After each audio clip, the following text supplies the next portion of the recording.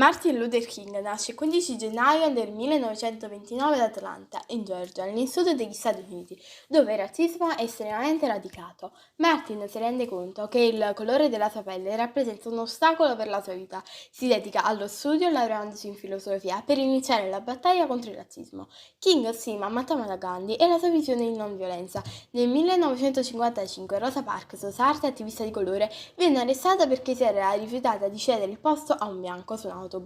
Questo incita King a intraprendere la lotta contro l'ingiustizia.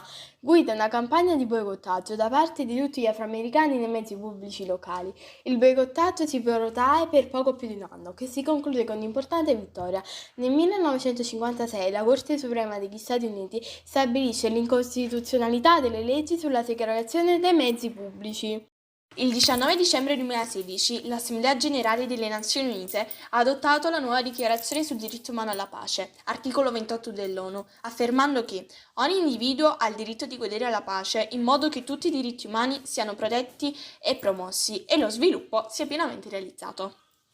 La Costituzione italiana inoltre afferma che l'Italia ripudia la guerra come strumento di offesa alla libertà degli altri popoli e come mezzo di risoluzione alle controversie internazionali. Consente, in condizioni di parità con gli altri Stati, alle limitazioni di sovranità necessarie ad un ordinamento che assicuri la pace e la giustizia fra le nazioni.